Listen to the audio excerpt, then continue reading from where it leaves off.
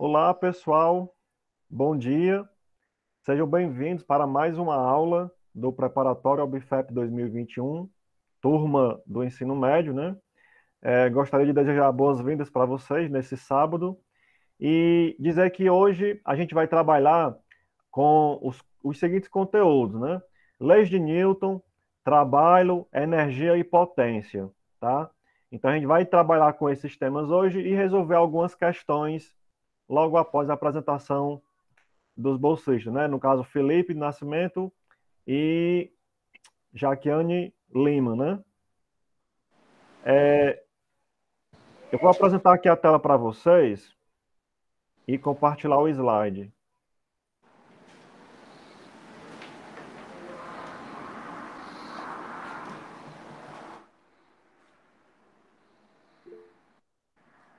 O, ma- o de hoje não, Gustavo, ainda não. Mas assim que terminar aqui a nossa apresentação, eu publico lá no grupo, certo? Ah, no caso aqui, deixa eu só.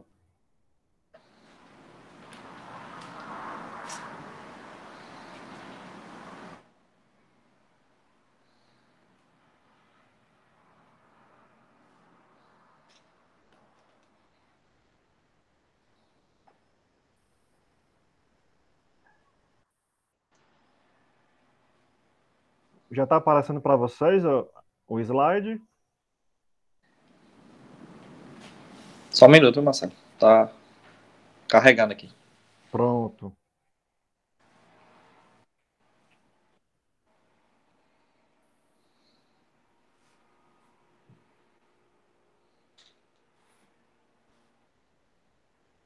Agora sim. Apareceu. Pronto. Então já podemos dar início, né? Então, boa aula e vamos em frente. Vamos.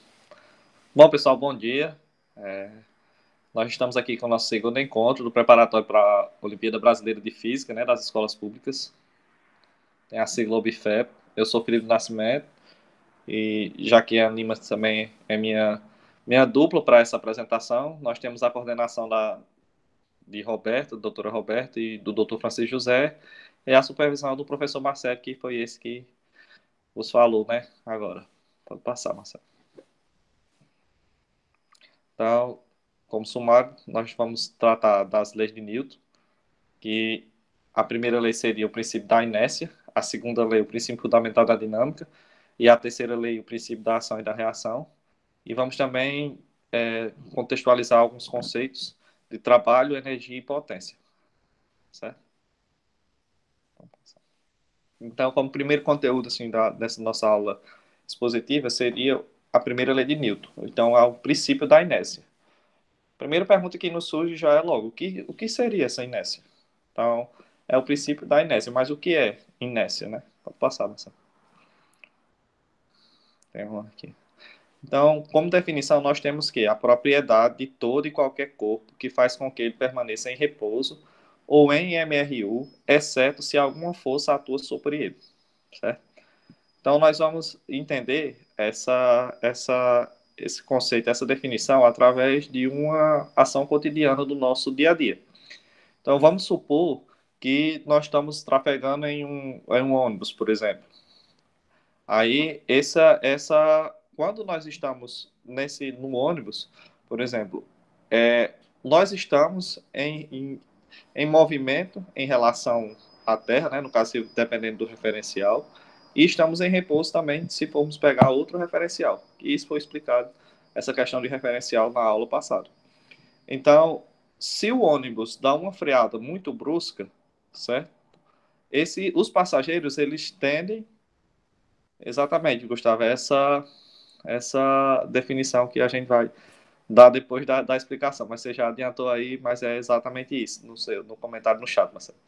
Então, esse corpo, ele tende a permanecer em inércia e por isso ele é jogado para frente. Por quê? Porque ele está tendo a quebra dessa inércia, né, no caso. Por quê? Porque ele estava em movimento, ele estava em repouso em relação a isso, e quando há uma força externa, há uma quebra dessa inércia, certo? Então, por isso que os corpos tendem a ser para frente. A mesma coisa acontece, por exemplo, quando quando o carro sai de uma vez, por exemplo, em aceleração. O corpo está em repouso e ele tende a permanecer em inércia, por isso que ele é jogado para trás. Por quê? Porque há uma aceleração e o corpo tende a permanecer nessa inércia e a quebra dessa inércia faz com que ele seja jogado para trás se for acelerado ou se for freado ele tende a jogar para frente. Então pode passar, Marcelo, isso aí que tem uma explicação melhor dessa essa abordagem aí da primeira lei de Newton. Então, todo o corpo permanece em estado de repouso ou de movimento uniforme em linha reta, a menos que seja obrigado a mudar de estado por meio da força nele aplicadas. Então, é isso aí que o Luiz Gustavo aí disse no chat, né? Certo? Então, é mais ou menos isso. O Luiz disse que todo o corpo tende a permanecer em repouso, a não ser que uma força externa altere isso. Certo? Então, todo o corpo permanece em estado de repouso ou de movimento uniforme. Então, vamos tratar essa primeira lei de Newton em dois enunciados. O primeiro enunciado diz o quê? Se a força resultante sobre uma partícula é nula, ela permanece em repouso ou em movimento retilíneo uniforme por inércia. Então, vamos ter duas suposições aqui. Então, nós vamos supor que existe um caminhão em um lago congelado, certo? Essa parte de baixo aqui é um lago congelado. E essa força resultante a força resultante dele é zero, certo? É zero. Não tem atrito nenhum entre os pneus do carro aqui no caso e o lago congelado, tá? Então, se a força resultante é zero, o caminhão, se o motorista tentar sair do veículo, ele não vai conseguir. Por quê? Porque devido à inexistência desse atrito, certo? O caminhão ele vai ficar patinando, popularmente falando, né? Vai ficar só patinando, mas não vai conseguir sair do lugar, ou seja, ele vai continuar em repouso. Se por acaso, esse caminhão, alguém conseguir for lá e conseguir empurrar ele, por exemplo, ele também vai tender a ficar em MRU, em um movimento retilíneo uniforme. Por quê? Porque não tem o contato, a inexistência do atrito, ela existe, ou seja, não tem um contato com o atrito. Então, mesmo que ele tente mover o volante para fazer uma curva, por exemplo, ou apertar os freios para tentar parar o caminhão, não vai conseguir. Por quê? Porque não tem esse atrito. Então, é essa mais ou menos essa definição. Todo o corpo permanece em estado de repouso ou de movimento uniforme em linha reta, a menos que seja obrigado a mudar de estado por meio de força nele aplicadas. Então, se o caminhão estava parado, ele vai ficar parado. Por quê? Porque não tem nenhuma força de atrito nenhuma força externa que impeça ele de sair do lugar, por exemplo. Mas se ele tiver em movimento, também não tem nenhuma força externa nesse caso que faça ele parar, tá bom? Por conta desse atrito que não tem. No próximo enunciado, que é o segundo enunciado, nós temos dois enunciados, vai dizer o quê? Um corpo livre de uma força externa resultante é incapaz de variar sua própria velocidade vetorial, certo?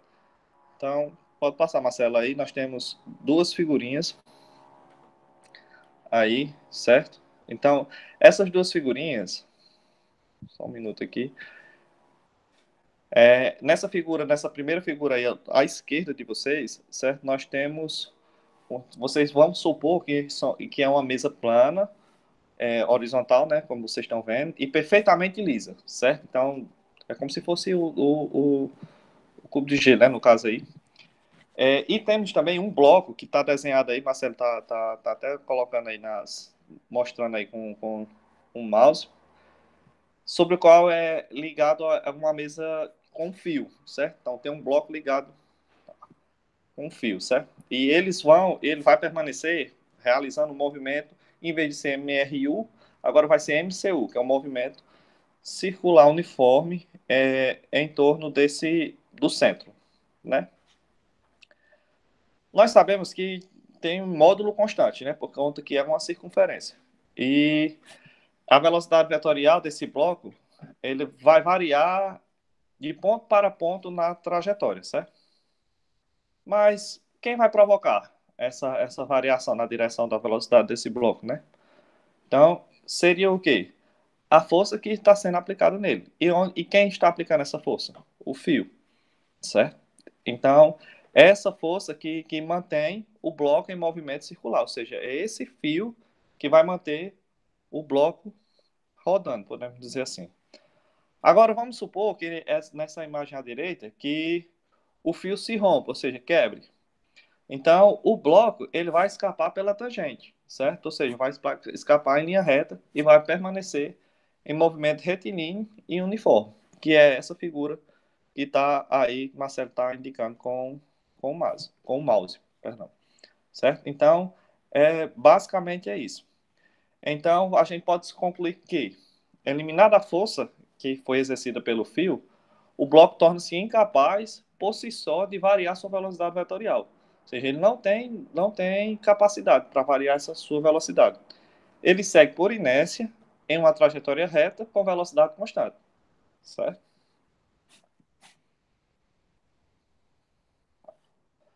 Outra coisa que a gente vai. Qualquer dúvida, pessoal, que vocês tiverem, podem ir colocando no chat ou então ligar o microfone que dá certo, tá bom? Então, agora vamos para a segunda lei de Newton. Princípio fundamental da dinâmica. Então, essa é a primeira lei de Newton, que foi a lei da inércia. Então, agora vamos para o princípio fundamental da dinâmica. A segunda lei de Newton diz respeito ao movimento acelerado dos corpos. Para que a velocidade de um corpo seja alterada em módulo, direção ou sentido, em outras palavras, para que um corpo acelere, é necessária a ação de uma força. Atualmente nós tivemos os Jogos Olímpicos e essa é uma modalidade que tem nos Jogos Olímpicos. Essa foi a americana que ganhou a medalha de ouro no lançamento do disco, certo?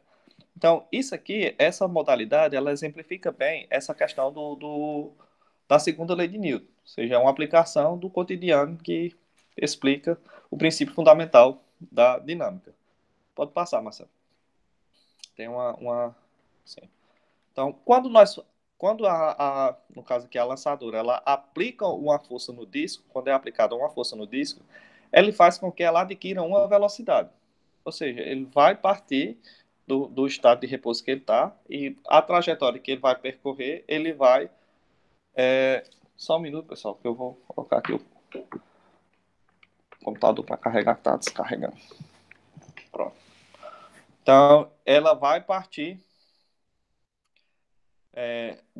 vai ter uma velocidade inicial e vai até a velocidade, até a trajetória final, é, variando essa velocidade.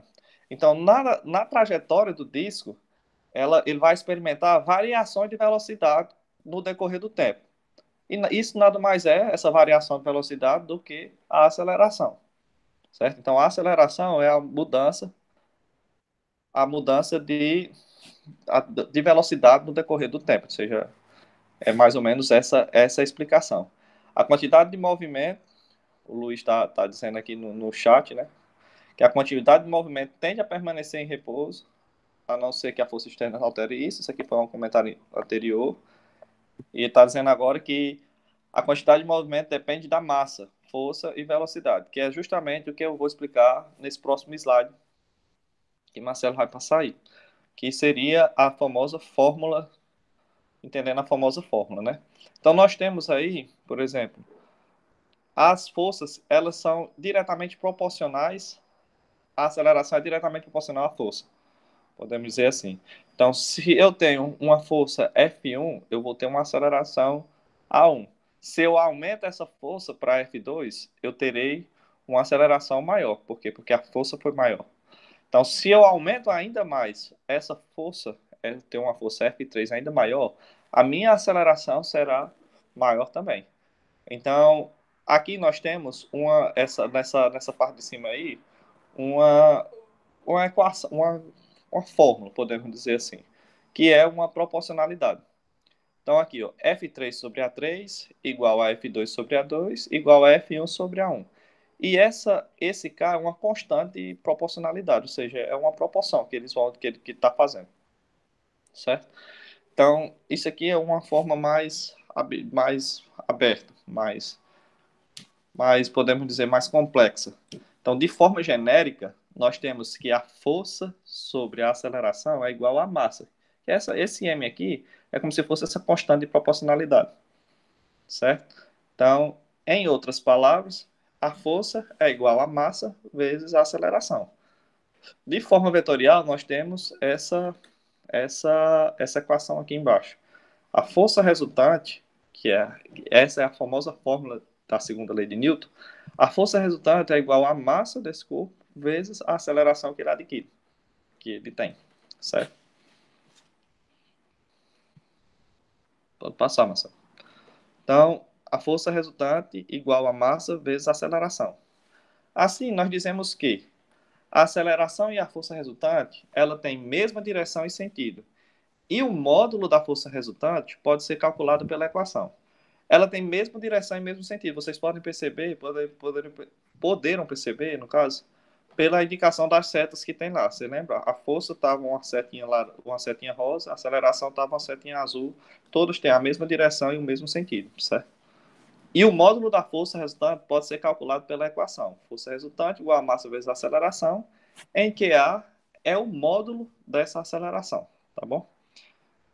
Para toda unidade, para todo cálculo que a gente faz, no caso, na física na física mesmo, nós temos padrões de unidades de medidas, certo? Que é o SI, Sistema Internacional de Medidas.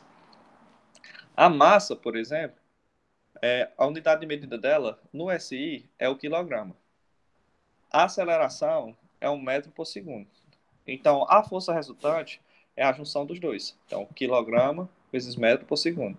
Que isso foi substituído por Newton. Então, Ao quadrado, né, ao Felipe? quadrado, no caso. Metro por segundo ao quadrado. Metro por segundo é só a velocidade. Então, por metro por segundo ao quadrado. E isso foi substituído por Newton, em homenagem a Isaac Newton, que foi o detentor dessa fórmula. Foi no caso, o criador. Então, a força, todo tipo de força que existe, principalmente aí nessa força resultante, a gente diz que é Newton, por exemplo, de 5 newtons, 6 newtons, e assim sucessivamente, dependendo do cálculo que você for fazer. Então, se você tiver quilograma vezes metro por segundo ao quadrado, você pode substituir por Newton, certo? Então, essa seria a unidade de medida para a força resultante calculada.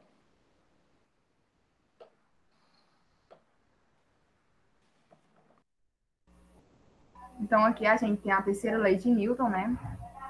Essa lei ela é denominada como o princípio da ação e da reação, né? Uma lei que trata da interação de forças entre dois corpos diferentes. E aqui a gente tem um exemplo para a gente ver como é que acontece essa lei, né? Fala assim: quando o corpo A exerce uma força sobre o corpo B, uma ação, o corpo B exerce também uma força sobre o A, uma reação. Essas duas forças têm o mesmo módulo e a mesma direção, mas possuem sentidos contrários. Elas atuam em corpos diferentes, né? Então, aqui a gente vê a imagem, né? Uma imagem que possui dois pontos, o ponto A e o ponto B, né? E elas exercem forças entre si. Ponto A, o pé, o ponto B, a bola. Então, o ponto A, ele exerce a força sobre o ponto B, né? Que é o chute, que será a ação, e o corpo B exerce outra força sobre o A, que vai ser a reação, né? O que, é que ela vai fazer? Ela vai pular, saltar, né?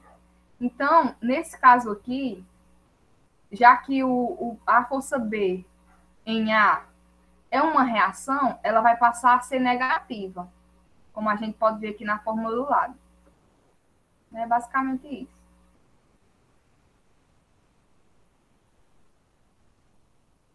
E só comentar também que nessa equação, né, você pode ter a equação vetorial e a equação em módulo, né? No caso, o menos aqui que está dizendo que é por causa do sentido contrário, né? Uma força, no caso, a força que o pé exerce na bola é aqui para cima, né? E a força que a bola exerce no pé é aqui para baixo. Então, elas têm sentidos contrários. E a equação aqui é em módulo. Aqui a gente também tem outro exemplo, né? O par de ação e da reação. Elas representam uma interação entre dois corpos. Né? Esse exemplo aqui é as forças que atuam sobre a maçã. Né? Então, aqui nesse primeiro casozinho, vocês podem ver que tem uma maçã em cima de uma mesa, que exerce duas forças, certo? Então, a força para baixo é a terra sobre a maçã. É do outro lado aí, Marcelo. Ponto 1. E a força para cima, a maçã sobre a terra, né? Então, nesse caso aqui, quem é que está sendo a ação? É a maçã sobre a terra, né? Porque é como se fosse essa força quer que a maçã ela continue em cima da mesa, certo?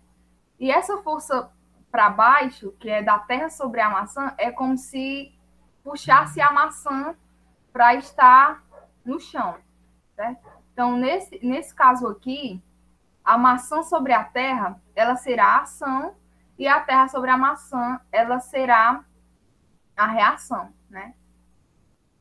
Tem alguma coisa a falar, Marcelo? Não, pode continuar. Pronto.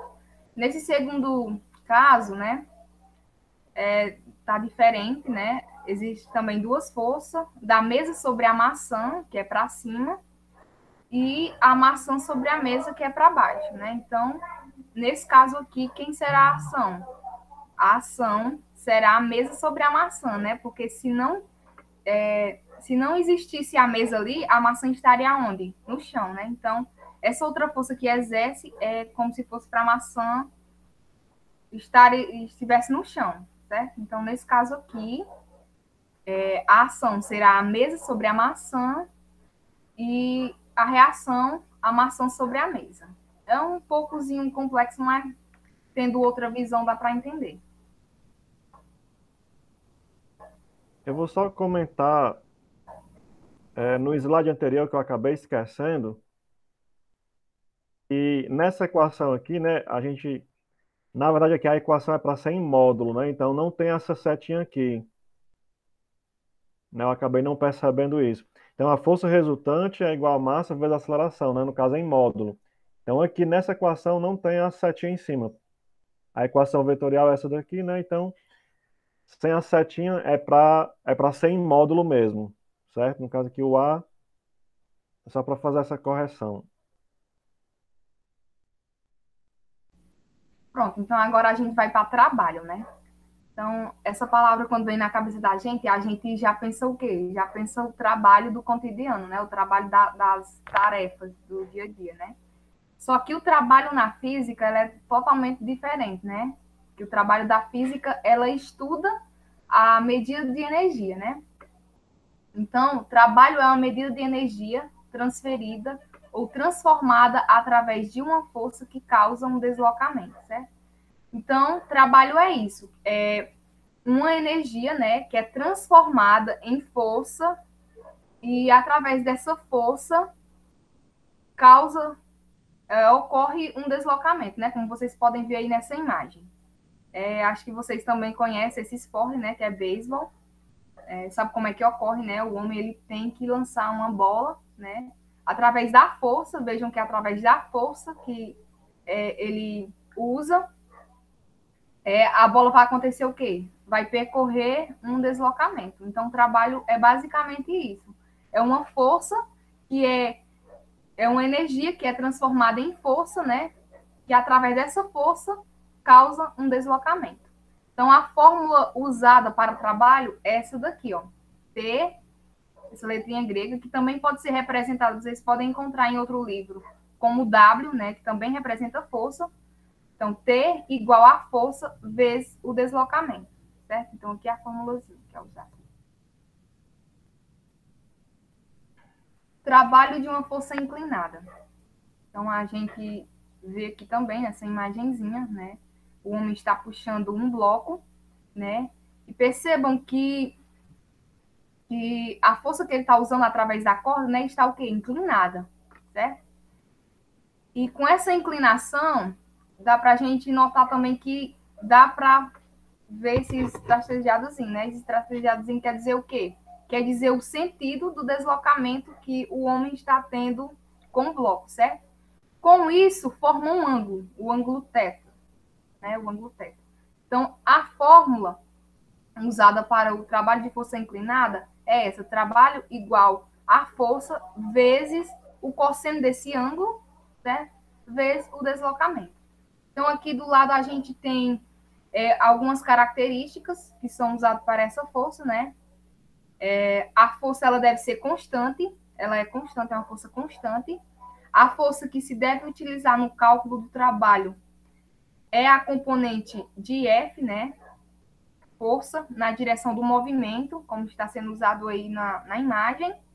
E o trabalho é uma grandeza escalar. Então, isso aqui são características de trabalho de uma força inclinada.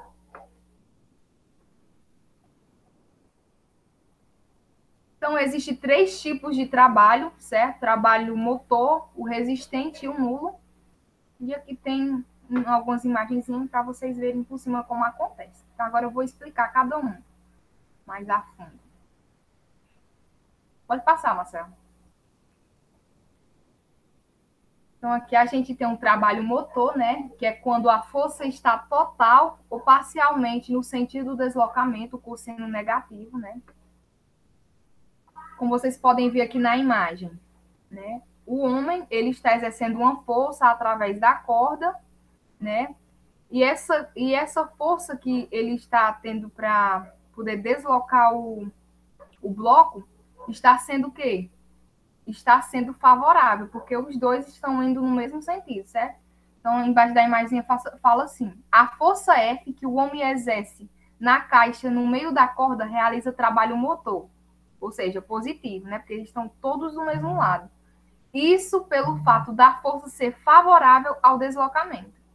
Então, esse trabalho, ele é isso, ele é favorável ao deslocamento. É quando a pessoa que está exercendo a força com o objeto estão indo no mesmo sentido, né? Sentido positivo. É basicamente isso. Já o trabalho resistente é quando a força ela está total ou parcialmente contrária ao sentido do deslocamento, o cosseno negativo. Então, vejam bem aí nessa imagem. O movimento do carro, ele está direcionado para o lado esquerdo, né? E vejam que tem um homem que também está exercendo uma força do sentido contrário, né? Então, o trabalho da força exercida pelo homem, né, no carro é resistente, é negativo, porque está no sentido contrário do carro. Isso ocorre pelo o fato de a transferida força ser desfavorável ao deslocamento para o carro para a esquerda. Então, vejam que o sentido está contrário. Por isso que é negativo. Aqui também a gente tem outro exemplo, né, que é o carro, e tem a velocidade para frente, o seu próprio peso para baixo, né, e a força de atrito, que é ao contrário, certo? E a fórmula que é usada, né, é o trabalho força de atrito, que dá igual a força negativa, né, que é a força de atrito, que é o contrário, vezes o deslocamento. Por último, a gente tem um trabalho nulo, né, que ocorre quando o objeto sofre uma força perpendicular ao deslocamento, trabalho nulo. Aqui a gente tem um exemplo, né, aqueles atletas que praticam crossfit, acho que vocês sabem, né, eles pegam o peso, né, e tem que subir e passar um certo tempo com ele lá em cima, né. Então, no primeiro momento dessa ação deles, a força exercida realiza o trabalho no ato de erguer. Então, ao erguer o peso, acontece, a força exercida, ela realiza trabalho, certo? Mas a partir do momento que ele pega o peso, né, e passa um certo de tempo com ele lá em cima, o que é que acontece? O peso, ele ficará em repouso, né?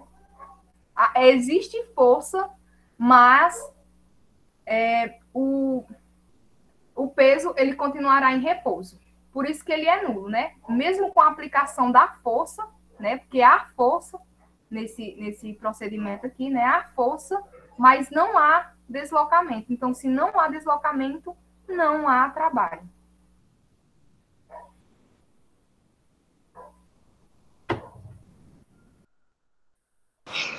Bom, vamos lá, né? Até porque, Jaqueline, só para fazer uma colocação, né?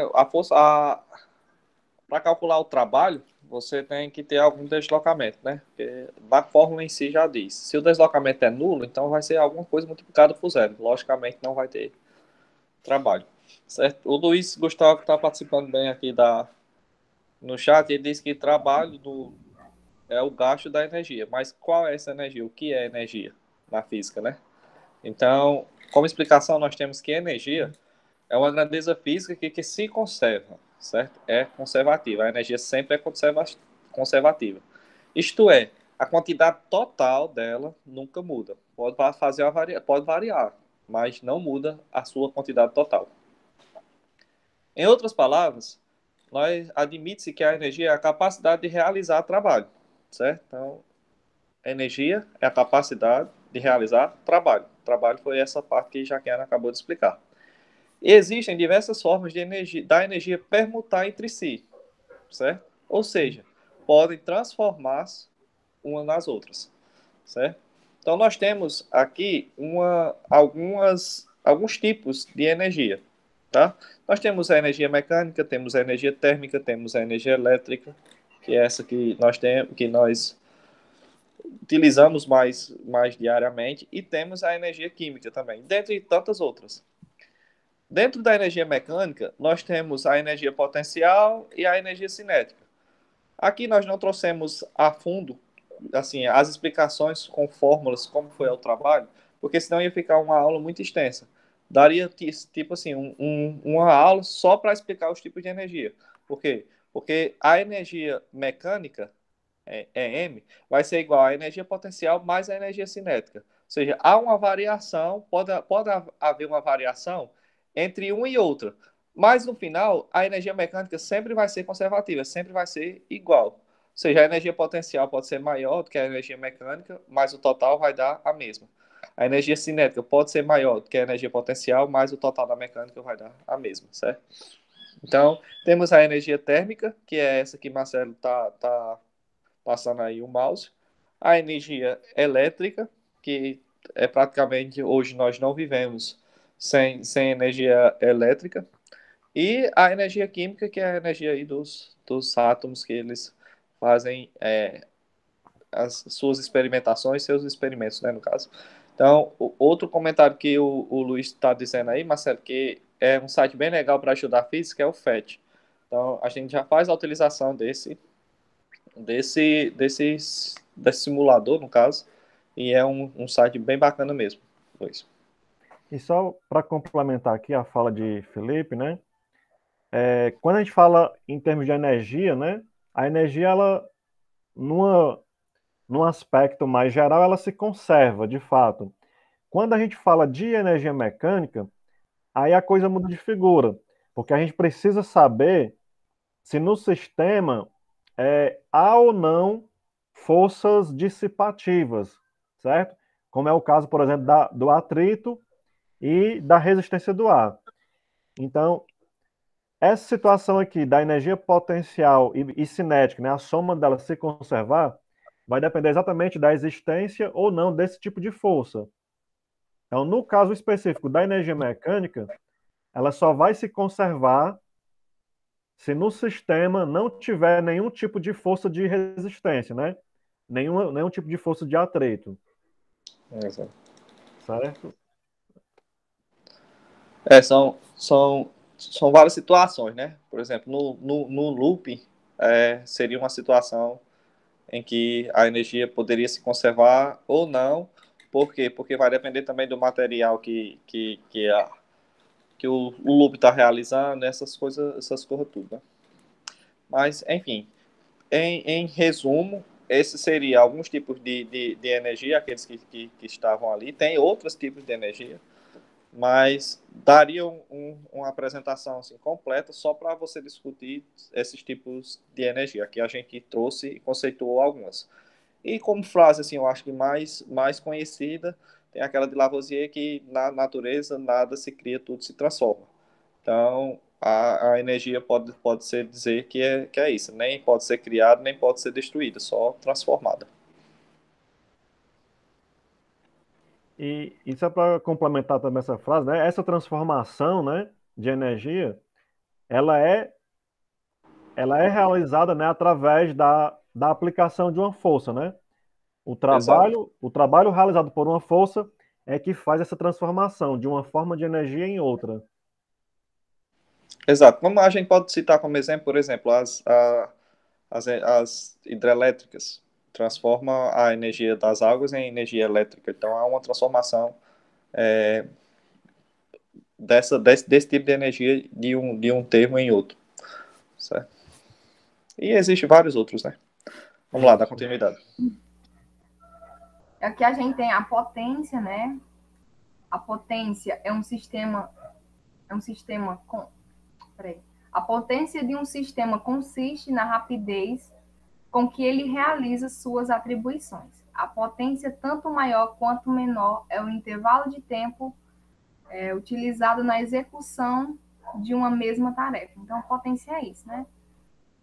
Então, aqui a gente tem um exemplo que deixa bem claro, né? Quanto maior for a velocidade da rotação das facas de um liquidificador, menor será o intervalo de tempo que ele levará para triturar uma mesma quantidade de certo tipo de alimento. Assim, aumentando a velocidade de rotação das facas, estaremos aumentando a potência do sistema, né?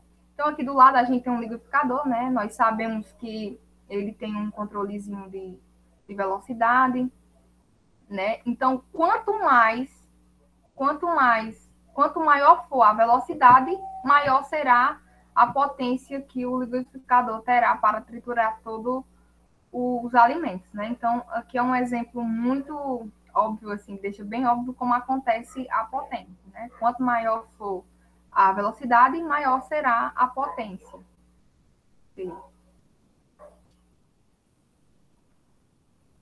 Então, a potência média, né?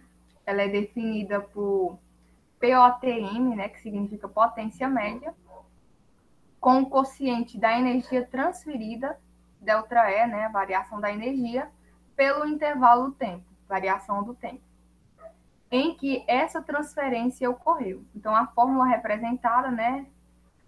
POTM, potência média, igual a variação da energia dividido pela variação do tempo. Né?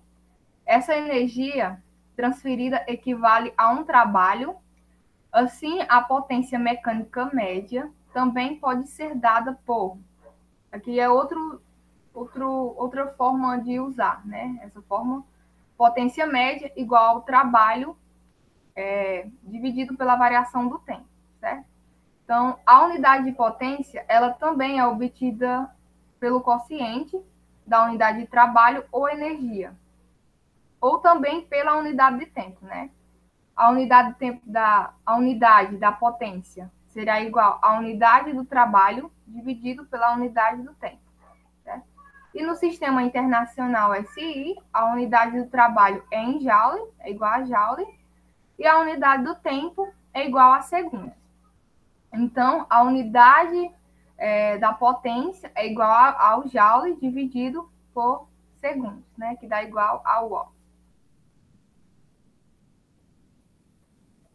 Então, aqui, vamos aplicar, nesse exemplo aqui, como acontece, né? Como encontrar essa potência, né? E o exemplo diz o seguinte: outros engenhos, porém, utilizavam tração animal, rodas d'água e moinho de vento. Um cavalo vapor, CV, como foi definido por Watt, era a potência empreendida por um cavalo robusto para erguer uma carga de 75 kg-força a uma altura de 1 metro durante 1 segundo. Então, nesse exemplo aqui, a gente tem todas as informações, né? Tem o quilograma-força, tem a altura, tem o segundo e também, né, sabemos a gravidade, né? Porque nesse caso aqui não, não tem o total de força, então a gente vai usar essa outra formulazinha aí, ou outra fórmula, que é mgh, né? Essa fórmula aí, que é a massa vezes a gravidade vezes a altura dividido pelo tempo, certo? Então, aqui a gente só vai substituir, né? A potência média será igual. Qual será a massa? A massa é 75, né? Vezes, eu também sei a gravidade, que é 9,8, né? Vezes, qual é a altura? 1 metro. Então, divide tudo, qual foi o tempo? 1 segundo, né? Então, divide tudo pelo tempo. E a potência média é aproximadamente 735,5 watts. Então, a potência média ela será mais ou menos isso. Aproximadamente. Pronto, agora a gente vai para as questões, né? Deixa eu. Vou parar de Ficou compartilhar alguma aqui. dúvida, pessoal? Qualquer coisa podem perguntar, que a gente já tira no mesmo momento. Só comentar aqui, né? É, aqui nós temos a unidade de potência em watt, né? Que é no sistema internacional. Só que aí a gente também tem outras unidades de potência, né? E uma delas é exatamente o que Jaqueline acabou de mostrar aqui, né? Um cavalo-vapor, né? Em geral, a potência dos motores, né, dos automóveis são dados em cavalo-vapor, né? Então, você tem aqui a relação entre cavalo-vapor e a unidade no sistema internacional, que é o watt, né? Um cavalo-vapor corresponde a 735,5 watts. Então, é uma outra unidade que pode ser utilizada para potência. E sem falar também, né, Marcelo, naquelas outras questões, né, kilowatt, essas coisas tudo, essas outras unidades que vêm também Isso. para ajudar.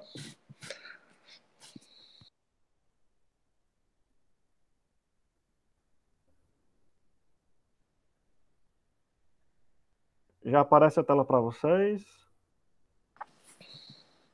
Tá carregando aqui, mas vai Pronto. apresentar. Pronto, tranquilo. Pronto, então aqui a gente vai trabalhar com algumas questões, né? Eu selecionei aqui 5. Vamos ver se dá tempo de resolver todas, né? Antes das 11, né? Então, assim, o conteúdo ele é bem vasto, né? Então, o Jaquiane e Felipe, né? Eles fizeram um resumo, né? Dos principais conceitos que a gente precisa para entender essas questões, né? Algumas alguns conceitos foram apresentados com fórmulas e outros não, né, devido ao tempo. Mas aí nas questões aqui a gente vai trabalhar um pouco mais essa questão das fórmulas e, e abordar outros aspectos do conteúdo, né? Bem, então eu selecionei aqui a primeira questão, a terceira questão da prova de 2019 do nível B, tá? Essa questão aqui, ela foi uma questão, né, que destinada somente aos alunos de primeira série, tá? Então vamos lá. Seguindo sua viagem, a família Almeida seguiu para o Paraná no intuito de conhecer a maior hidroelétrica do Brasil e a segunda maior do mundo, Itaipu.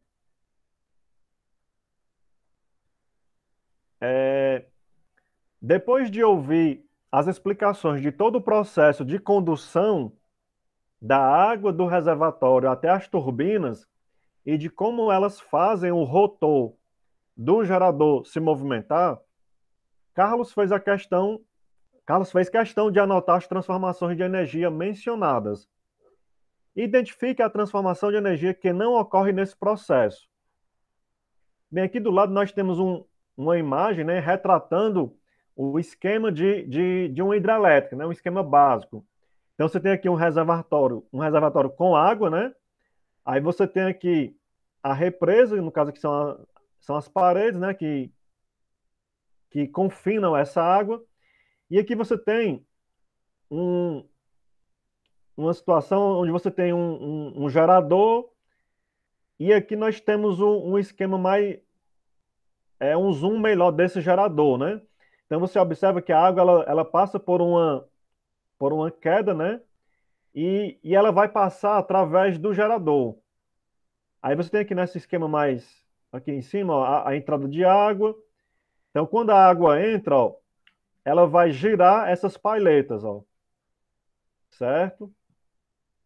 Aí essa mesma água ela vai caindo, vai girar as pailetas e vai cair aqui nesse outro tubo, né? Que aqui é a saída para um lago. Bem, então aqui a gente vai tentar entender como é que ocorrem esses processos, né?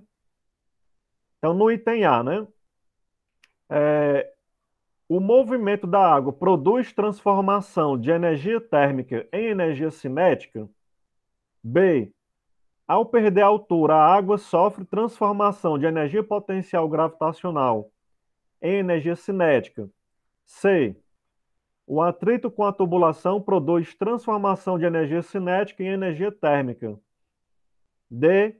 O movimento do rotor, do gerador, ganha energia cinética a partir da energia cinética da água. Então, aqui ele fez as anotações referentes às transformações de energia, né? E a gente precisa identificar qual transformação de energia que não ocorre nesse processo. Então, só para a gente entender melhor, a água que está no reservatório, né, ela vai passar por uma tubulação, você vai ter aqui uma queda d'água. Você percebe aqui, ó, que a água ela sai com uma determinada velocidade aqui, passa por uma tubulação e ela vai descer uma certa altura. Então você tem um certo nível aqui. Deixa eu só. Se a gente colocar aqui, ó. Nós temos aqui o nível do. Mais ou menos o nível do gerador, né? E a água ela vai descer uma certa altura. Então o que é que vai acontecer? Nesse processo em que a água se movimenta até o gerador, vai haver transformação de energia mecânica em energia, de energia potencial em energia cinética, tá? Nesse ponto aqui de saída da água, o que é que nós temos? Nós temos uma energia potencial gravitacional, né? Uma energia associada à altura da água em relação ao gerador, e nós vamos ter também energia cinética, tá? No momento em que a água chega no gerador, ela vai ter somente energia cinética, no momento em que ela chega no gerador, porque ela vai estar no mesmo nível do gerador, então ela só vai ter energia cinética. E como nós podemos perceber, aqui em cima, a água que chega ao gerador vai fazer com que essa turbina gire. Ou seja, o movimento da água vai causar o movimento das turbinas, né? É claro que nesse processo todo, você vai ter atrito, né? Você vai ter atrito entre o sistema, no caso aqui, entre a água e a tubulação, né? E também no próprio rotor da turbina, né? Então, no item A, ele diz assim: o movimento da água produz transformação de energia térmica em energia cinética. Na verdade, isso aqui está errado, porque é o contrário, né? Na verdade, a gente vai ter transformação de energia cinética em energia térmica, porque existe atrito. Então, na verdade, uma parcela da energia cinética vai ser transformada em energia térmica. Não é toda a energia cinética, né? Então, uma parcela da energia cinética da água vai ser transformada em energia térmica, por causa das forças de atrito que existem no sistema. Então, assim, de cara a gente já tem o item aqui que a gente quer como resposta, né? Mas vamos conferir os demais itens. Item B. Ao perder a altura, a água sofre transformação de energia potencial gravitacional em energia cinética. Isso é verdade. Né? Ó, é energia potencial gravitacional.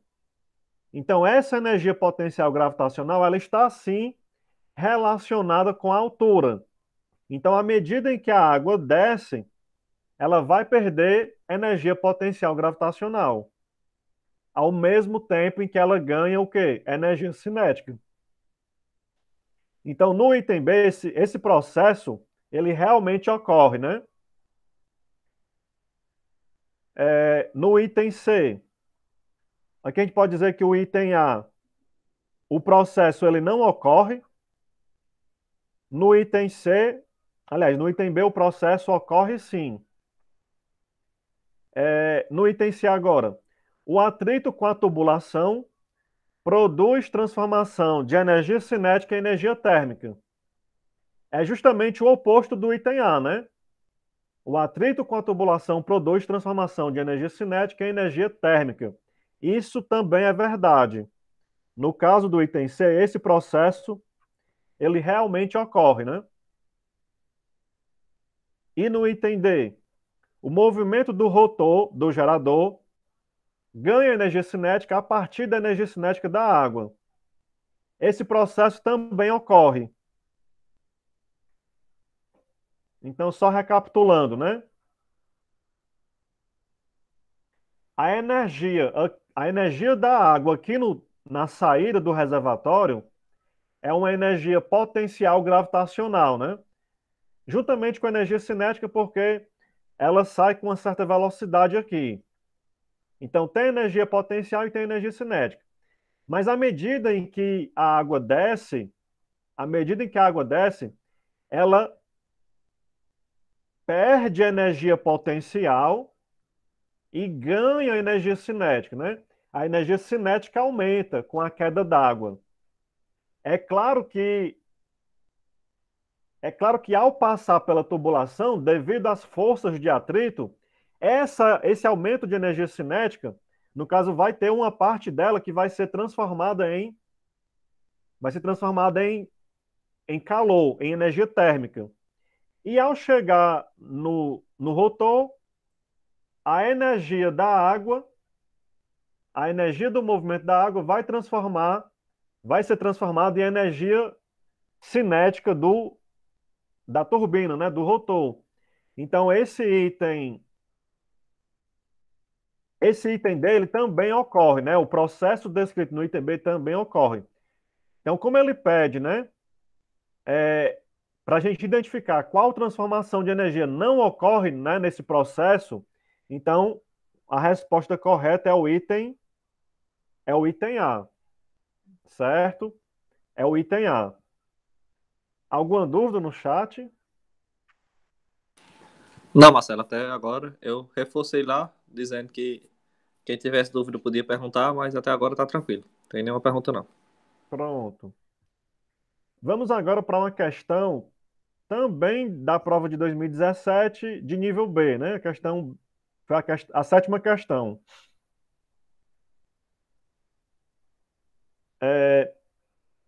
Carlos também mostrou para a Adriana uma foto da casa de máquinas dos elevadores da torre Yet House, né? Yet House Residence Club.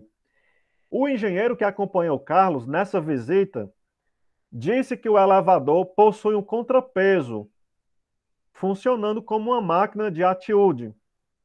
Carlos não sabia do que se tratava, mas anotou o nome.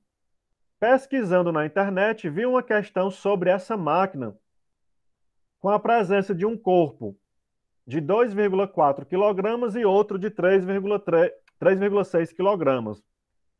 Considerando o sistema conservativo, qual a aceleração dos corpos na questão vista por Carlos, quando os dois corpos se movimentam a partir do repouso? Dados a aceleração da gravidade, 10 metros por segundo ao quadrado. Então, nessa questão, nós temos aqui uma aplicação da segunda lei de Newton. Nós temos um problema que é conhecido como máquina de Atwood. Então, é um problema clássico, né, de leis de Newton, onde você tem dois corpos suspensos, né, através de um fio por uma polia. Nesse sistema, ele considera o quê? Ele considera um sistema conservativo. Isso quer dizer que não tem a presença de forças de atrito. Então, quando ele fala sistema conservativo, não tem força de atrito.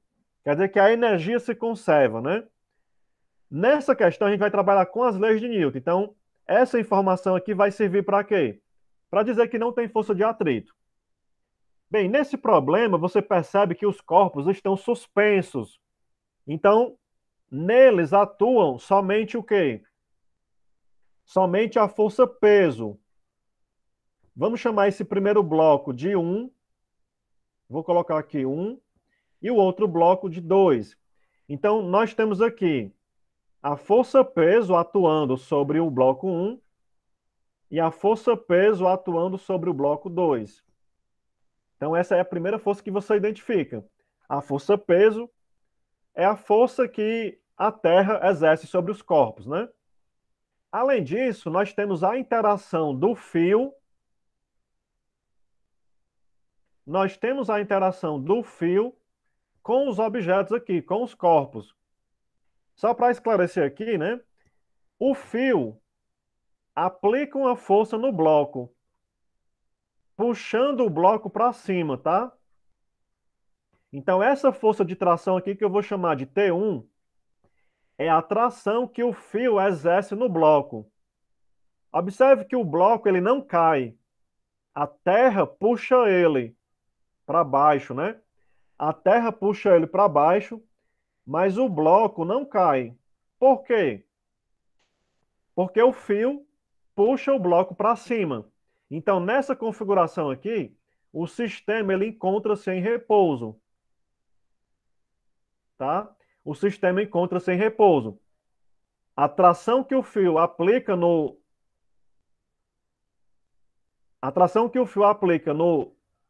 bloco equilibra o peso. Isso ele estando em repouso, né? E aqui nós temos o fio atuando sobre o bloco 2. Aqui nós temos o quê? A força de tração puxando o bloco 2 para cima.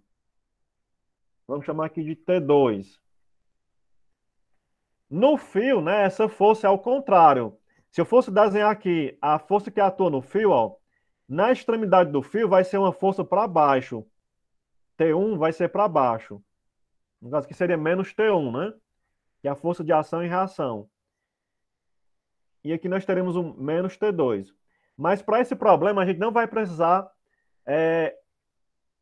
desenhar essa força, tá? Vamos analisar só os blocos. É claro que para manter esse sistema em repouso, você tem que ter uma força externa mantendo eles em equilíbrio, certo?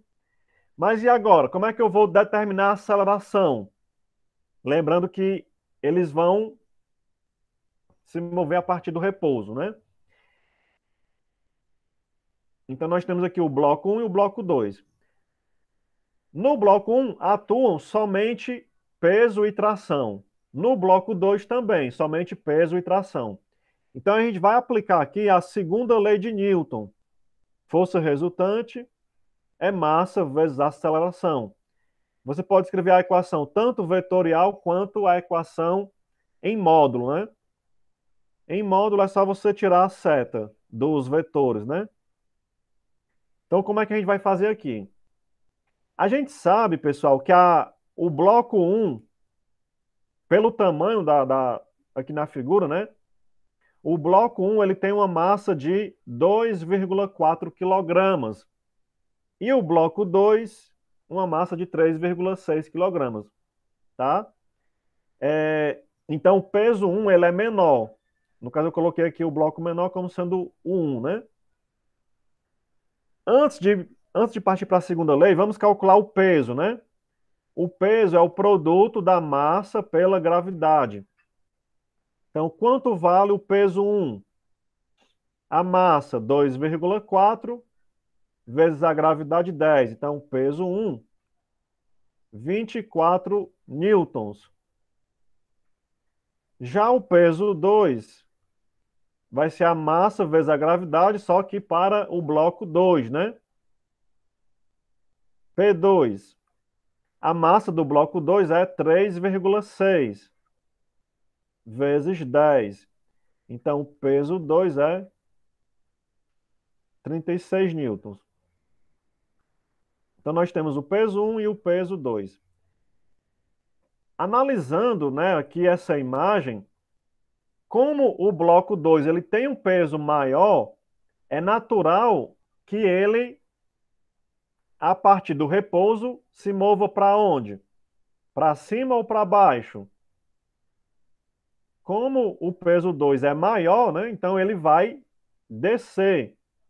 Então, a partir do repouso, né, que o sistema for liberado, o peso 2 ele vai descer. Então, o movimento dele é para baixo.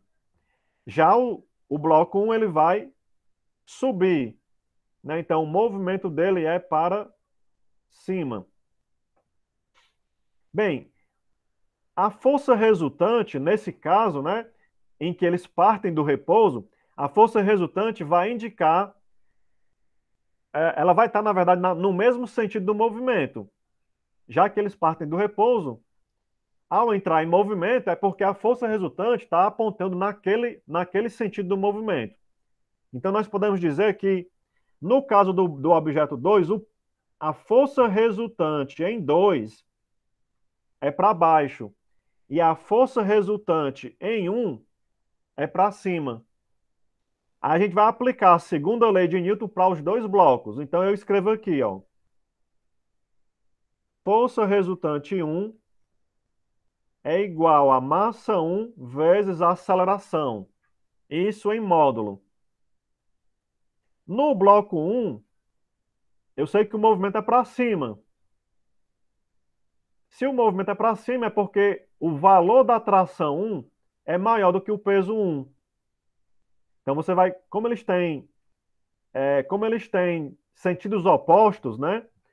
A força resultante em 1 vai ser a diferença, né? Vai ser T1 menos P1. Aí aqui eu escrevo M1 vezes A. Tá certo? Então eu vou colocar aqui T1 eu não conheço, peso 1 eu já calculei, é 24, né? E a massa 1 é 2,4, que é a massa menor. 2,4 vezes A. Então, força resultante em 1 é M1 vezes A. Então, eu tenho essa equação aqui, ó.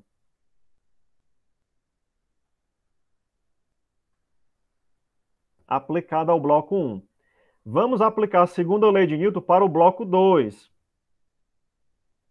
Força resultante em 2 é massa 2 vezes a aceleração. Força resultante 2. Como o bloco 2 está descendo, né, a força resultante é para baixo. Isso indica o quê? Que o valor de P2 é maior do que T2. No bloco 1 era o contrário, né? T1 maior do que P1. Então, por isso que ele se movia para cima, né? No bloco 2, como ele se move para baixo, o P2 ele é maior. Então, a força resultante aqui vai ser P2 menos T2. O M2, eu vou repetir, né? Vezes A. Então, nós teremos aqui P2 é 36, menos T2 eu não conheço, a massa 2 é 3,6 A. Então, aqui essa é a segunda lei de Newton, né? Para o segundo bloco. A gente pode pegar essas duas equações e resolver esse sistema. Aí eu vou fazer o seguinte, ó, eu vou colocar isso aqui, ó. T1 menos 24 igual a 2,4A e 36 menos T2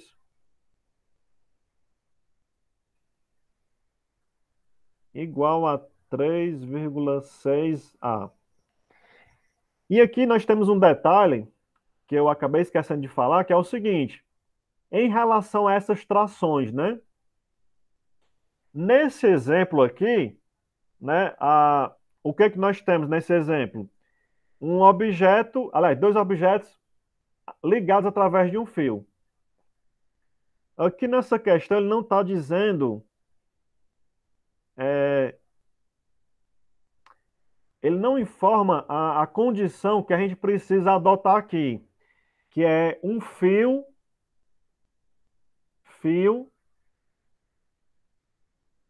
de massa desprezível. Fio de massa desprezível.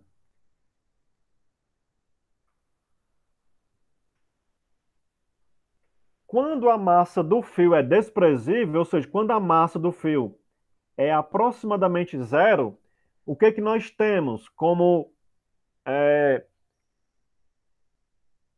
condição aqui? O valor da tração 1 é igual ao valor da tração 2. Né? Nesse problema aqui, no enunciado, ele não deixa isso claro, né? Mas, em geral, a gente considera essa situação, né, em que a massa do fio é desprezível. Quer dizer que a massa desse fio ela é praticamente zero, se você compara com a massa dos objetos, né? Então, usando essa condição, né, usando esse caso particular aqui, a tração 1 é igual à tração 2, e quando a gente vem aqui para as equações que a gente obteve, ó, ao invés de colocar T1 e T2, a gente simplesmente coloca T, já que os valores são iguais. Tá certo? Então aqui nós temos, no lugar de T1 é só T mesmo e T2 é só T. Quando você somar essas equações aqui, o que é que nós teremos aqui quando você soma? No primeiro membro, aqui você tem T positivo e T negativo. Então, dá zero, né? Aqui nós teremos 36 menos 24.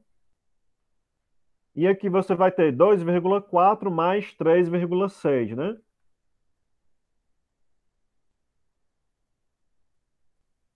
Trinta e seis menos 24 é 12.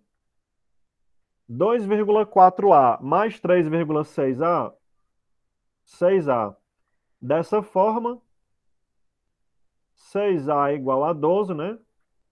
A, 12 dividido por 6.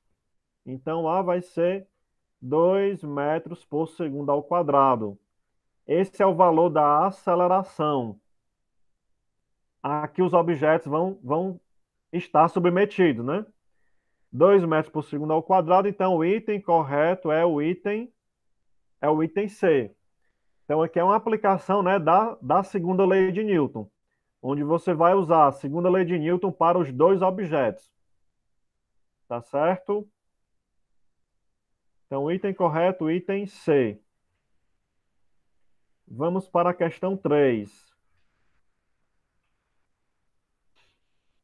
A questão 3 que eu selecionei é também de 2019 e é a questão 17 do nível B.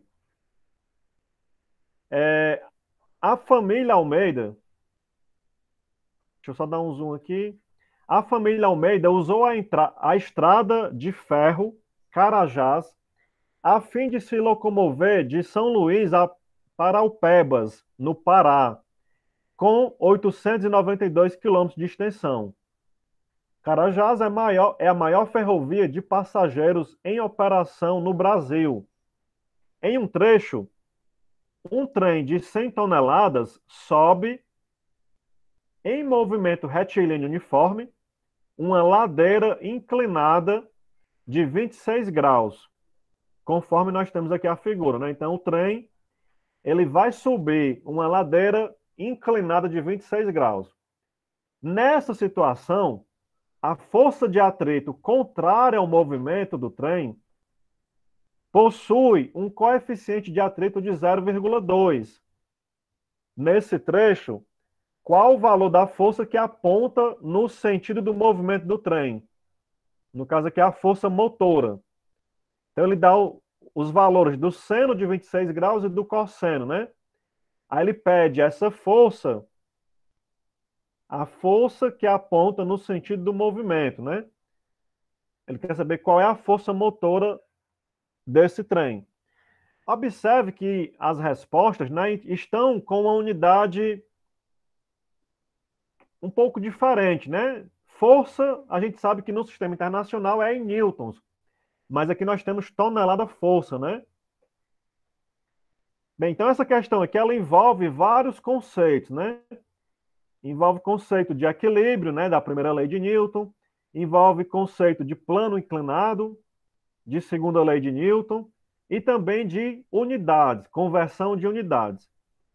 Então, vamos primeiro entender o que é essa tonelada-força, tá? Para no final a gente já saber o que precisa fazer. Bem, a gente sabe que a,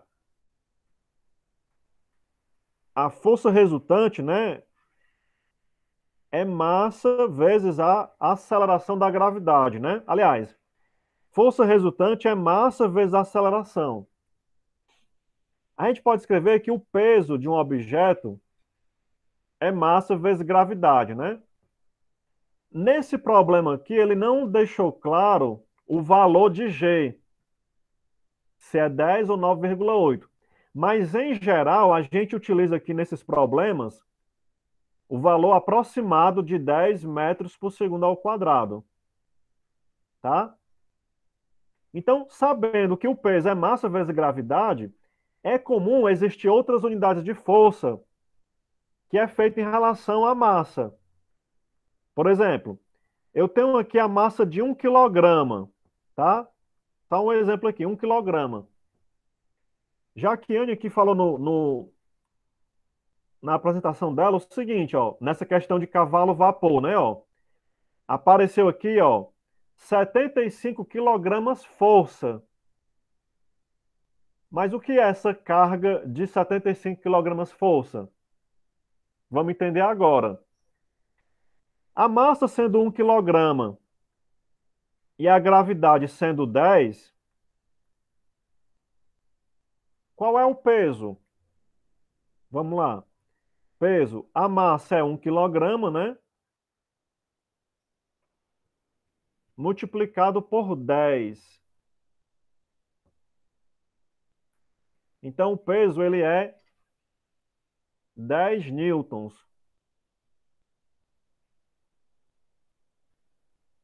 Ou seja, ao invés de colocar 10 newtons, eu posso simplesmente colocar quilograma força.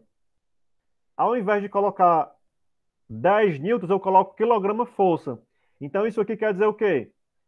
Que 10 quilogramas força equivale ao peso da massa de 1 quilograma. Quer dizer, quando eu digo 1 quilograma força, eu quero dizer 10 newtons, ou seja, o peso de um objeto que tem massa 1 quilograma. Peso da massa, né? Equivalente a 1 quilograma. A mesma coisa a gente vai fazer aqui para tonelada. Só que ao invés de usar massa como sendo 1 quilograma, você vai usar massa 1 tonelada. No caso, 1 tonelada equivale ao quê? Equivale a 1.000 quilogramas. Tá? 1 tonelada equivale a 1.000 quilogramas. E a partir daí você vai fazer esse mesmo cálculo. Ó. Peso. Peso não é massa vezes gravidade? Peso é massa vezes gravidade. Então, no lugar da massa, você coloca 1.000. 1.000 quilogramas, né? Vezes a gravidade, que é quanto? 10. A massa é 1.000 e a gravidade é 10. Então, o peso é de 10.000 newtons, né? Então, isso significa o quê? Uma tonelada, eu vou colocar aqui uma tonelada F. Aqui ele está colocando o nome, a palavra completa, né? Mas uma tonelada força, ela equivale a 10.000 newtons, ou seja, 10 a 4, tá? Uma tonelada força equivale a 10 a 4 newtons. Então, aqui no final a gente vai precisar converter. Mas analisando agora a figura, o que é que nós vamos ter? Nessa situação, ó, nessa situação, a força de atrito contrária ao movimento tem coeficiente de 0,2. Então vamos falar aqui de força de atrito. Quando um objeto está sob a ação do atrito,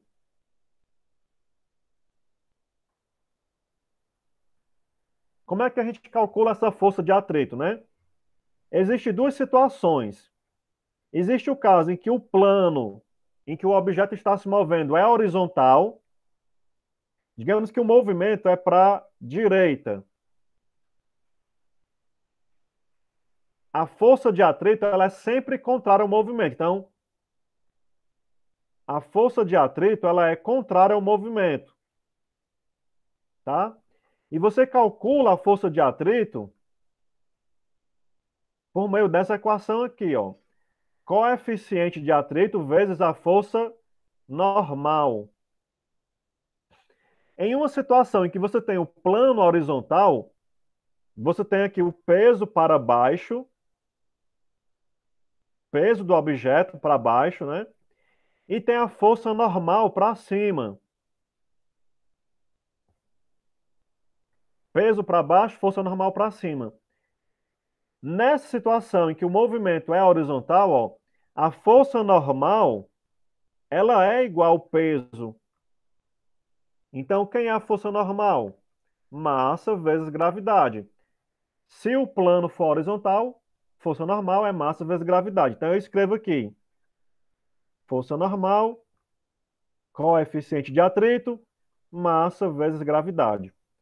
Só que tem uma outra situação que é o caso de um plano inclinado, tá? Num plano inclinado, pessoal, o que que nós teremos no plano inclinado, né? Nós teremos um plano que forma um ângulo θ com a horizontal. Aí, nesse caso, tanto o peso quanto a força normal são diferentes da situação de um plano horizontal. Primeiro, o peso ele continua sendo vertical.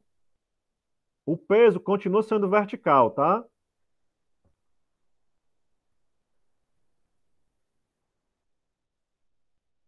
A força normal ela continua sendo perpendicular à superfície. Então eu vou desenhar a superfície. Aliás, a força normal aqui, né? Ó, o movimento do objeto é ao longo desse plano inclinado. Ó, o movimento é aqui, ó. O movimento do trem é subindo a rampa, né? Subindo essa inclinação aqui. Então, a direção perpendicular a esse movimento é o quê? É essa aqui que forma um ângulo de 90 graus, ó. Aí, nesse caso, o que é que eu faço? O peso, eu tenho que calcular as componentes do peso, tá? Eu tenho que calcular aqui as componentes do peso. Porque o peso, ele é vertical, mas o movimento, ele não é mais horizontal. Então, você vai ter um peso, ó, que ele vai ter uma componente. Olha só, ele tem uma componente que é perpendicular ao plano, perpendicular ao movimento, e tem outra componente que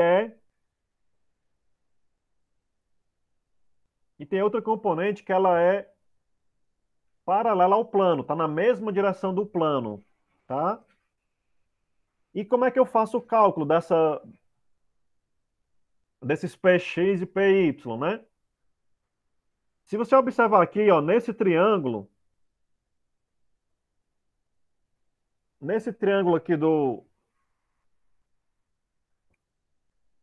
aqui nesse triângulo, o que é que você vai ter? Você vai ter um ângulo entre o peso e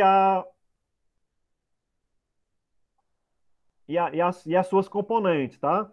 Esse ângulo vai ser o ângulo bem aqui de cima. Nessa imagem não está muito boa, mas deixa eu tentar fazer aqui o desenho mais apropriado.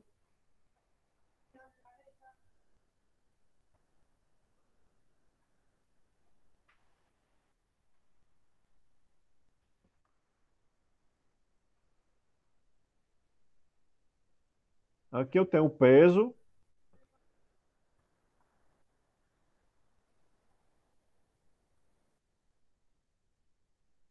Aqui eu tenho a componente PY e aqui a componente PX, tá? Pronto. O ângulo aqui do plano é θ. Não é isso? O ângulo aqui é θ. Nesse triângulo aqui de baixo, ó, nesse triângulo aqui de baixo, o ângulo aqui de cima, ele é o complementar. É 90 menos θ. Portanto, o ângulo aqui de cima, nesse triângulozinho, ó, nesse triângulozinho aqui de cima, esse ângulo aqui também vai ser 90 menos θ. E o ângulo de cima, esse ângulo aqui de cima, é que vai ser θ, tá? Primeiro, vamos só lembrar, né? Eu tenho um triângulo retângulo. Se o ângulo aqui de baixo é 30 graus, quanto vale o de cima? 60, né? O ângulo de cima vale quanto? Vale 90 menos 30, né? 90 menos θ, né? A soma dos ângulos internos é 180. Eu já tenho aqui 90 graus, então se o de baixo é 30, o de cima aqui vai ser 60, né? 90 menos 30. Então, se o de baixo aqui é θ, o ângulo aqui de cima é 90 menos θ. Aí, nesse outro triângulo, eu tenho 90 menos θ, e aqui eu vou ter θ aqui em cima. Dessa forma, pessoal, a partir desse triângulo aqui, o que é que eu vou encontrar? Eu vou encontrar PX, P seno de θ, e PY, P cosseno de θ. Mas o peso é o quê? O peso, massa vezes gravidade. Então você vai escrever Px mg seno de θ e Py mg cosseno de θ, tá? Nós temos aqui Px e Py em um plano inclinado. Lembra que eu falei da força normal?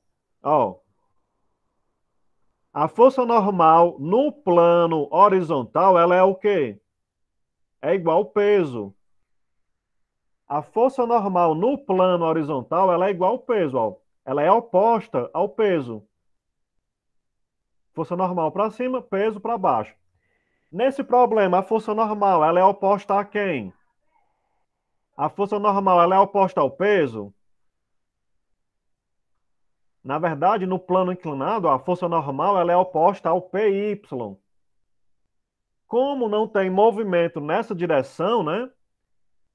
No plano inclinado, a força normal, vamos colocar aqui, força normal é igual a PY. E como a gente viu há pouco tempo, né? PY mg cosseno de θ. Então, no plano horizontal, força normal é igual ao peso, e no plano inclinado, força normal mg cosseno de θ. Agora que a gente viu essa questão do peso, da força normal e da força de atrito, né? Força de atrito, μ vezes a normal. Vamos aqui para o problema, né? Identificar as forças. Foi dito que tem força de atrito. Então, nesse problema, ó, nesse problema aqui, você vai ter força de atrito para baixo. Você vai ter força-peso, só que no caso do peso, você vai usar as componentes. Você tem o peso para baixo, tá? Você tem o peso para baixo, mas você vai usar aqui as componentes. Ó, você tem o peso para baixo, mas você vai usar as componentes, que são PY e PX. Você tem o peso para baixo, mas você usa a componente PX e PY. A força normal, ela é inclinada, né? Força normal. Ora, tem a força de atrito contrária ao movimento. O movimento do trem é de subida. E nós temos também a força de atrito contrária ao movimento, né? E o PX também contrário ao movimento. Mas a força motora, a força desenvolvida pelo motor dessa locomotiva, né? Ela é para frente, ela é para cima, né? Aqui, ó. Vamos colocar aqui força motora. Como o movimento aqui é retilíneo, ó, movimento retilíneo uniforme, né? Pela primeira lei de Newton, né? Quando é que eu vou ter um movimento retilíneo uniforme? Pela primeira lei de Newton. Quando a força resultante for zero. Pela primeira lei de Newton, o movimento ele vai ser retilíneo uniforme quando a força resultante for igual a zero. Analisando aqui esse diagrama de forças, né? O que que nós podemos observar? Deixa eu só simplificar ele aqui, ó. Nós temos o plano inclinado.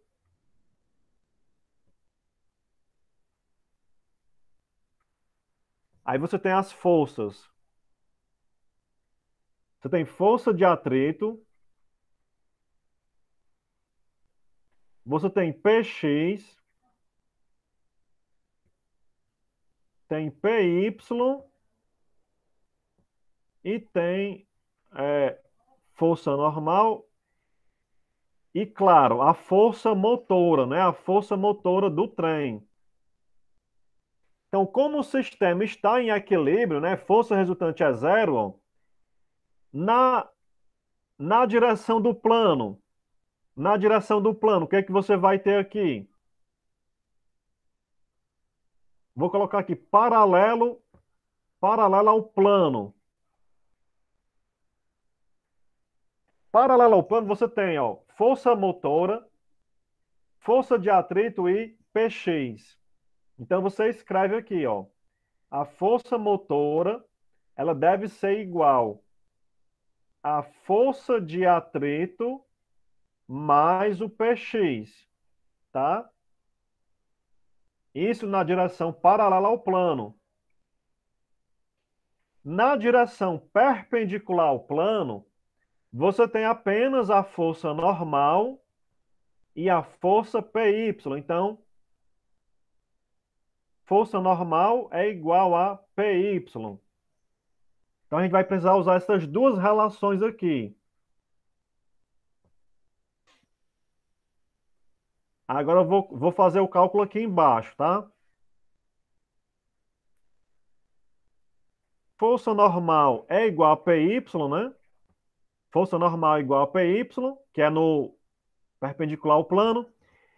Aí você escreve, ó, força normal vai ser mg cosseno de θ. Força normal mg cosseno de θ. Agora vamos escrever essa outra relação. Força motora, força de atrito mais Px. Quem é força de atrito? Coeficiente de atrito vezes a força normal, né?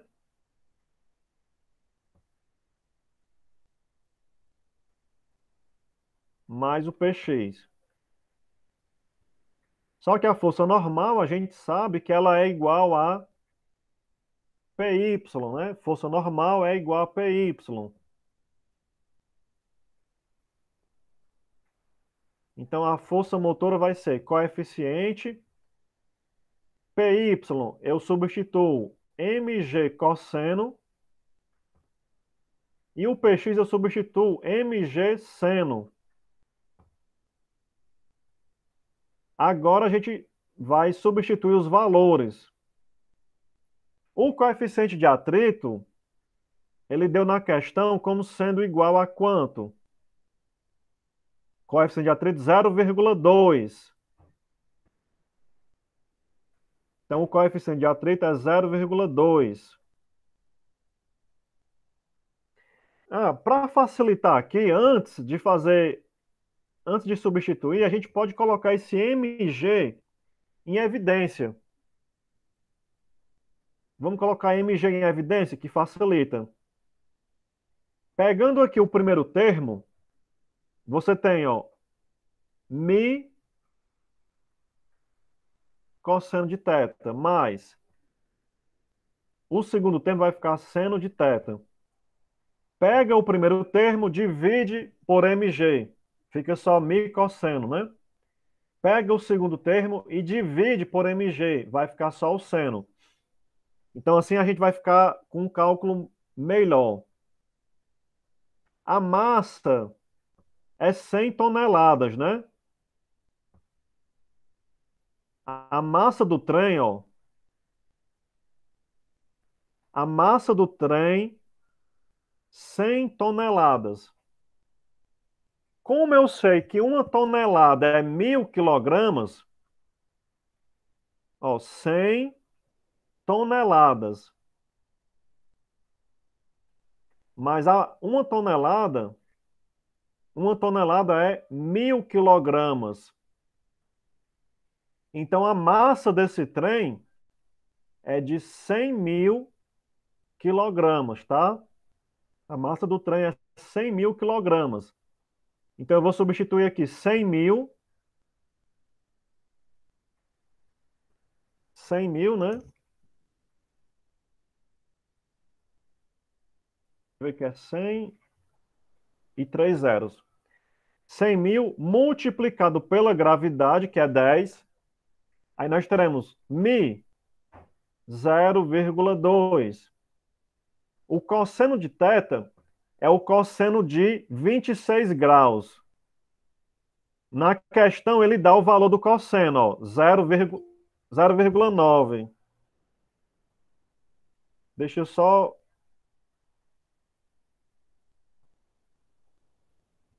O cosseno é 0,9 e o seno é 0,4. Então, a gente substitui aqui, ó. 0,2, o cosseno 0,9, mais o seno 0,4, não é isso? Então, a força média vai ser 100.000 vezes 10.000, vai dar quanto? Vai dar 10... Vamos colocar em notação científica, né? 100.000 é 10 a quinta, né? Ó, nós temos aqui 1, 2, 3, 4, 5 zeros, né? Multiplicado por 10 vai ser 1 milhão, 10 a sexta. Que multiplica aqui quanto? 0,2 por 0,9 dá 0,18 mais 0,4. A força média vai ser 0,18 mais 0,4 dá 0,58 multiplicado por 10 a 6. Então, a força média vai ser quanto? Aqui eu posso colocar 5,8 vezes 10 a quinta newtons. Então, 0,58 vezes 10 a 6, né? Então, a força média, a força motora, na verdade, vai ser 5,8 vezes 10 a quinta. Esse é o valor da força motora. Mas ela está em quê? Em newtons, né? E nas unidades nós temos o quê? Tonelada força. Uma tonelada força é 10 a 4 newtons, tá? Então eu posso pegar isso aqui, ó, e fazer assim. A força média é 5,8 vezes 10 a 4 newtons, né? 10 a quinta eu posso escrever como sendo 10 elevado a 1 vezes 10 elevado a 4. Então a força motora vai ser, ó, 5,8 vezes 10 dá 58. E 10 a 4 newtons é o quê? É a tonelada força, tá? Então descobrimos aqui a força motora.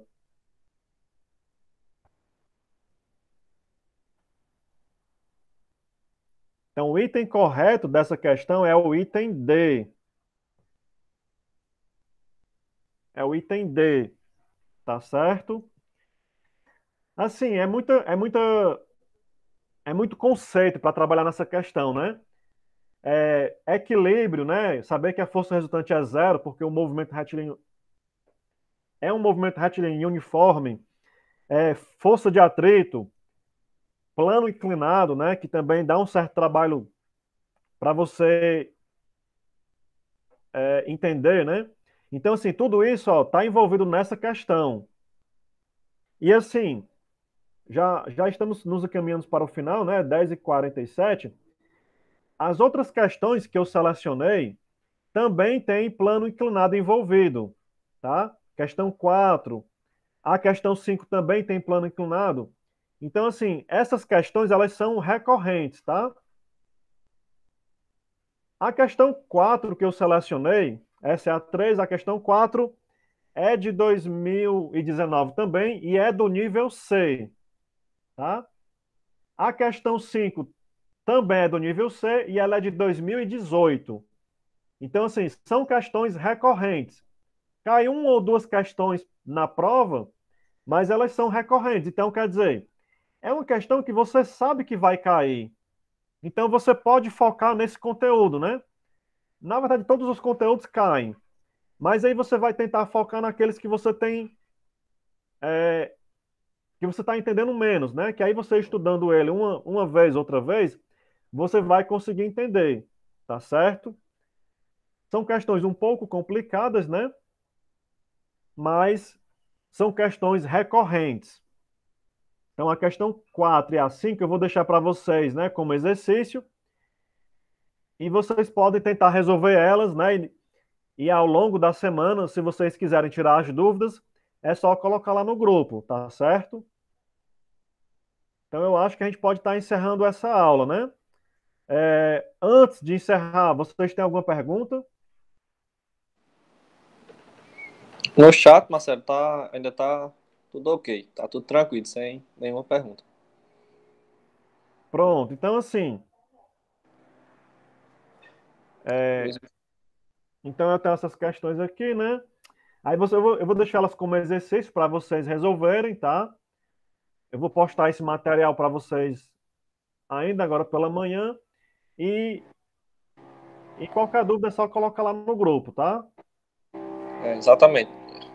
O Luiz perguntou, né, aí, se seria disponibilizado. Agora o professor acabou de responder, Luiz, que vai ser disponibilizado lá no grupo. E juntamente com os slides vai essas questões que ficaram aí para tarefa de casa.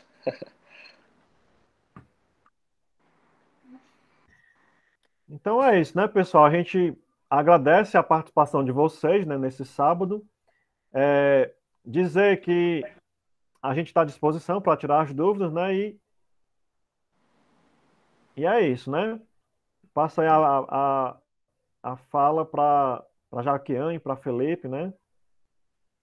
Só agradecer aí a disponibilidade do pessoal que assistiu. E qualquer dúvida, só reforçando mais uma vez, podem chamar lá no grupo que a gente vai, com certeza, procurar sanar essas dúvidas de vocês. Valeu, pessoal. Bom final de semana. Tchau, pessoal. Bom Valeu. final de semana para todos.